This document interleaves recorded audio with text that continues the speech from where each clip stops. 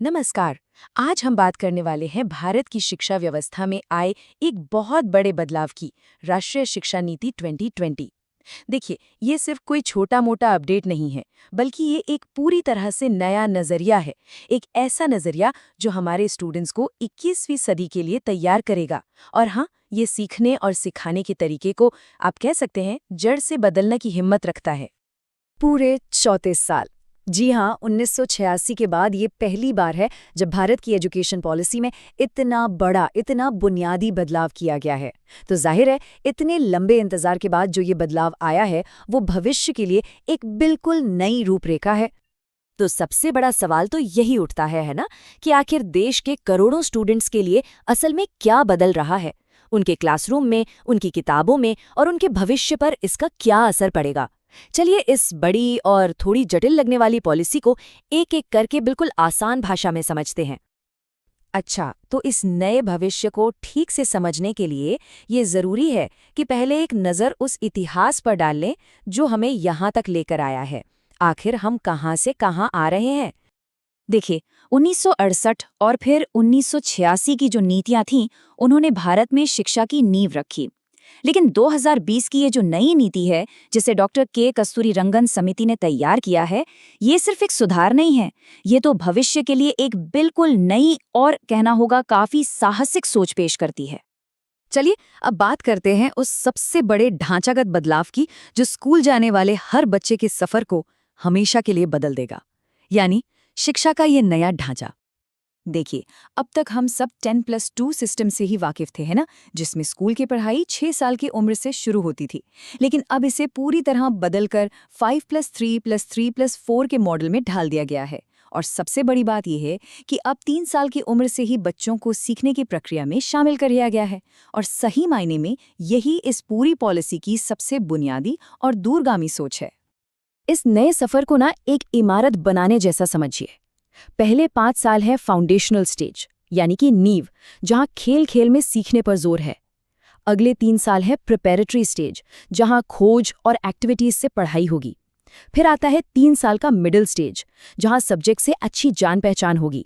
और आखिर में 4 साल का सेकेंडरी स्टेज, जिसमें स्टूडेंट्स को अपनी पसंद के सब्जेक्ट चुनने और उनमें गहराई तक जाने का पूरा मौका मिलेगा। तो चलिए इस इमारत की नींव यानी फाउंडेशनल स्टेज पर थोड़ा और फोकस करते हैं, क्योंकि असली बदलाव की शुरुआत तो यहीं से हो रही है। यहाँ एक नया और बहुत ज़रूरी कॉन्सेप्ट सामने आता है, ECCE, यानी early childhood care and education. इसका सीधा सा मतलब है कि अब छोटे बच्चों को सिर्फ अक्षर रटाए नहीं जाएंगे, बल्कि उन्हें कहानियों, म्यूजिक और ग्रुप एक्टिविटीज़ के जरिए सिखाया जाएगा, ताकि उनकी सोचने और समझने की क्षमता बढ़े। लेकिन इन शुरुआती सालों पर इतना जोर क्यों? इसके पीछे एक बहुत सॉलिड साइंस है। विज्ञान कहता है कि किसी भी इंसान के दिमाग का 85% विकास 6 साल की उम्र तक हो जाता है।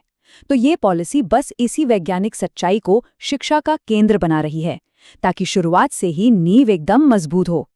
और इसी नींव का दूसरा मजबूत पिलर है FLN, यानी फाउंडेशनल लिटरेसी एंड न्यूमरेसी।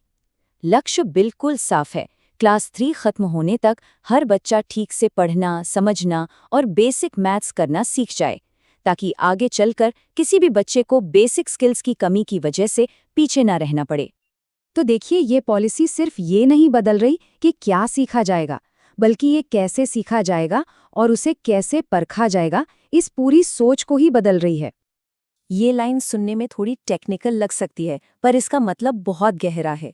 पहले क्या होता था? परीक्षा का मकसद था ये जानना कि स्टूडेंट को कितना याद है।